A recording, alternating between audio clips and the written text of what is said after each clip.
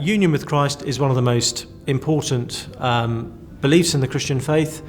Interestingly, the most common way the New Testament speaks of us as Christian believers is not by calling us Christians. The most common term by far is it refers to us as people who are in Christ. You see that on virtually every page of every New Testament letter. That is the primary way we are to understand ourselves as believers. We are united to Christ in a way that means we are in Him. We are joined to Him. And the New Testament gives us a few pictures of what that looks like.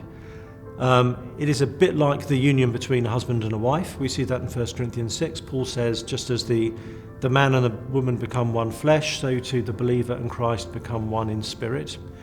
In John 15, we're likened to branches on a vine. Jesus is the vine. He says we are the branches, which means we are organically connected to Him such that all of our life comes from Him, is derived from Him.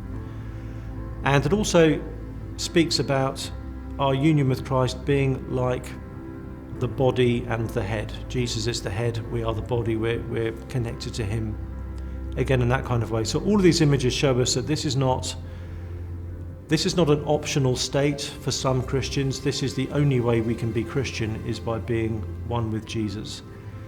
Which just makes sense of so many things in the Christian life. It shows us why God is just to treat us like Jesus and just to treat Jesus like us. Because if we are one with Him, and if that oneness is a bit like a marriage, then it's right and proper for the estate of the one to become the estate of the other. So we can have Jesus' righteousness and He can bear our sin.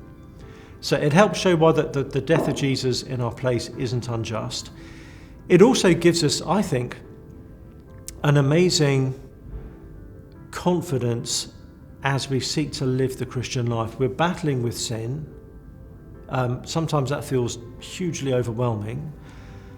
But in Romans 6, Paul says that our union with Jesus means that who we really are, deepest down now, our truest identity is we are in Christ.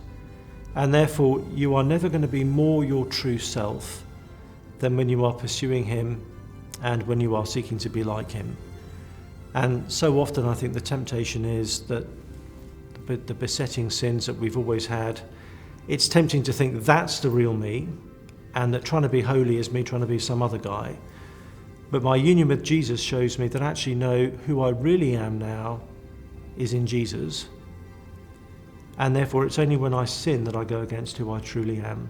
So it's a doctrine that has a ton of practical significance and application. And one final one is that actually if we're united to Jesus in His death, we are united to Him in His resurrection. That means we do have a future guaranteed bodily hope, because just as He has been raised from the dead, it is now inevitable that those who are in Him will also be physically raised from the dead, and we will be like Him in that resurrection life.